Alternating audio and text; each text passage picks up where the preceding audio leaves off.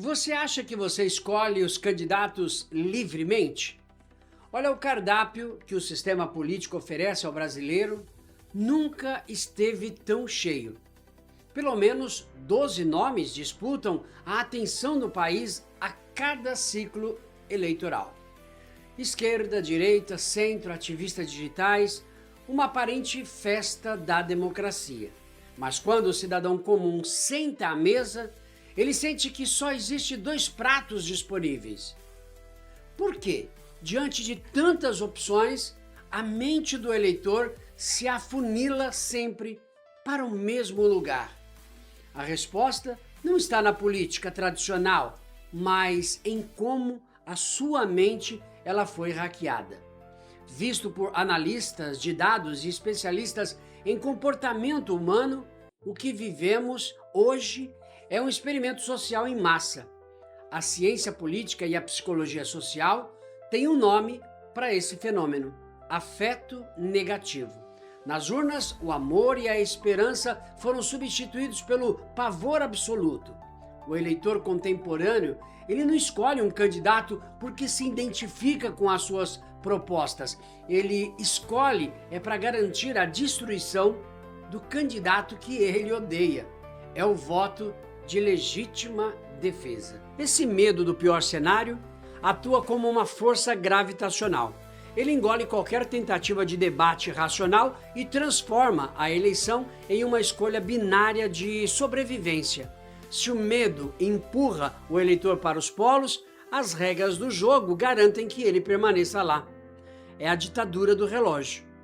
90% do tempo de rádio e TV no Brasil, por exemplo, é distribuído com base no tamanho das bancadas que os grandes partidos já possuem. Os gigantes acumulam minutos preciosos de tela. As novas alternativas recebem segundos irrelevantes.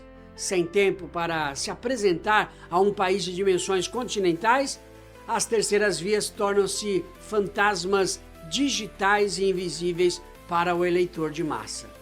O sistema ele foi projetado milimetricamente para que nada mude. Se o medo paralisa e o tempo de TV isola, o resultado final ele surge nas urnas não como uma escolha, mas como um abandono profundo da nossa cidadania. E é exatamente aqui que você conhece o maior partido político do Brasil. Ele não tem número na urna, não tem sede oficial e nenhum candidato o representa. É o partido do não voto.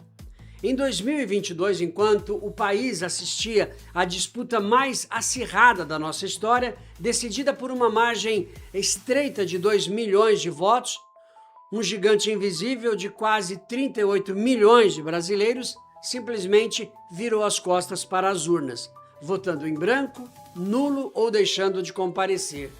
Muitos pensaram que o apagão democrático de 2022 tinha sido ali uma exceção, um ponto fora da curva, mas as eleições municipais de 2024 provaram que o silêncio virou uma tendência irreversível. A desilusão, ela se torna regra. E o que aconteceu?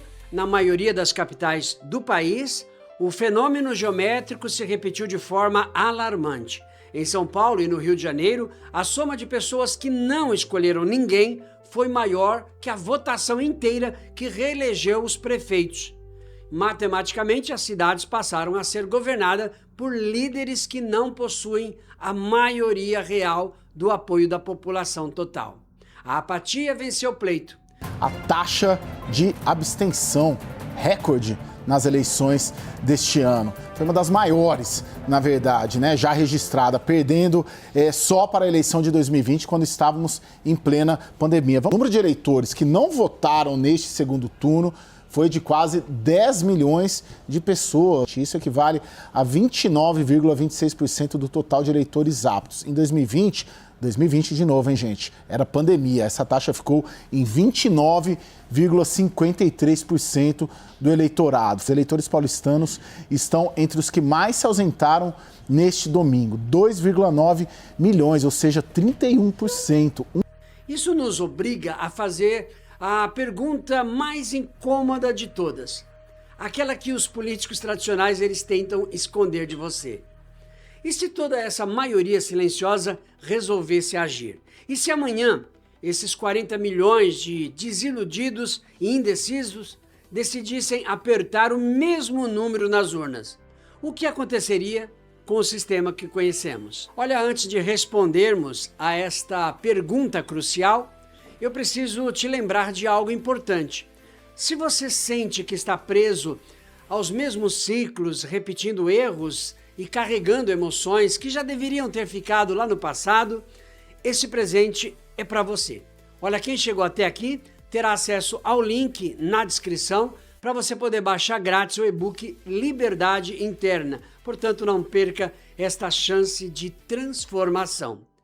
Mas voltando aí à nossa análise, em um estalar de dedos, se esses 40 milhões voltassem juntos, a terceira via deixaria de ser uma piada de bastidor? Matematicamente, a união dos ausentes destruiria o monopólio da polarização no primeiro turno. Novas propostas ganhariam palanque e o tabuleiro político seria implodido. Mas a resposta curta e dolorosa é não. A guerra não terminaria com a vitória de um presidente neutro. Na verdade, a situação poderia ficar ainda pior. Os cientistas políticos explicam que a polarização no Brasil há muito tempo deixou de ser apenas uma disputa eleitoral de propostas econômicas. Ela virou uma guerra de identidade cultural e tribalismo. Os chamados núcleos duros de cada polo representam cerca de 30% do eleitorado cada um. São militantes convictos. Para esses 60% da população, um líder moderado de terceira via não seria visto como um pacificador, mas sim como um traidor ou um governo ilegítimo. O novo presidente governaria sob o fogo cruzado de duas trincheiras que precisam do inimigo vivo para justificar a sua própria existência. E se você se pergunta quem mantém essa fogueira acesa todos os dias, a resposta está no seu bolso, mais especificamente no algoritmo do seu celular. Não fomos programados para odiar os nossos vizinhos de graça, nós fomos induzidos. As grandes plataformas de tecnologia, as Big Techs, descobriram que o engajamento que gera mais lucro é aquele baseado na indignação. Um post calmo sobre economia gera poucos cliques. Agora, um vídeo distorcido que ataca a moral do adversário gera milhões de compartilhamentos.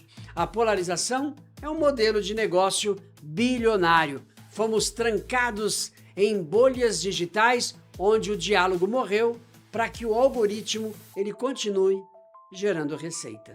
E diante desse cenário assustador, resta a pergunta: estamos condenados? Esse comportamento é irreversível ou existe uma saída lógica? A história global mostra que o radicalismo ele não dura para sempre, mas o preço para sair dele é altíssimo. Populações inteiras só mudam o comportamento eleitoral diante de duas situações: a exaustão psicológica crônica ou um choque de realidade exógeno. Em outras palavras, quando a polarização falha em entregar comida na mesa, segurança nas ruas e instabilidade econômica. É no fundo do poço da divisão social que as sociedades costumam redescobrir o pragmatismo e a necessidade de união por pura sobrevivência. Chegamos ao fim desta jornada e o diagnóstico do Brasil está exposto. O nosso problema atual não é a falta de opção no cardápio, é a nossa tendência em consumir o medo. A polarização e a radicalização não vão desaparecer por milagre e nem porque surgiu um candidato perfeito e salvador da pátria.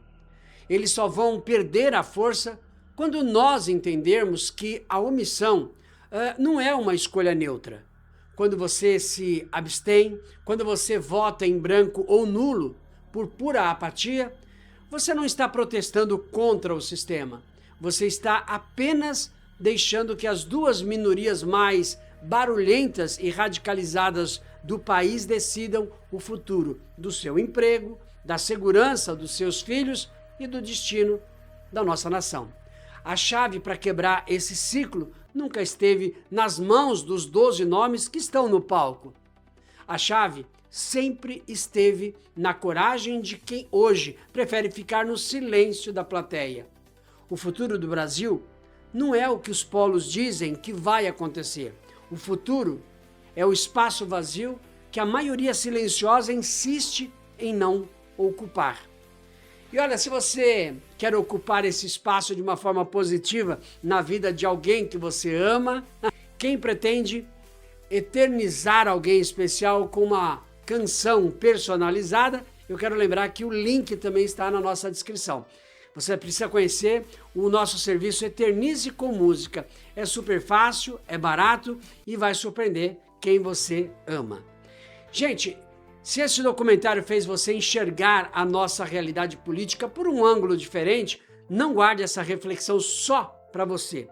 Deixe o seu gostei aqui embaixo, inscreva-se no canal e ative também o nosso sininho. E o mais importante, se as eleições fossem hoje, você faria parte do partido do não voto ou teria coragem de apostar em uma terceira via?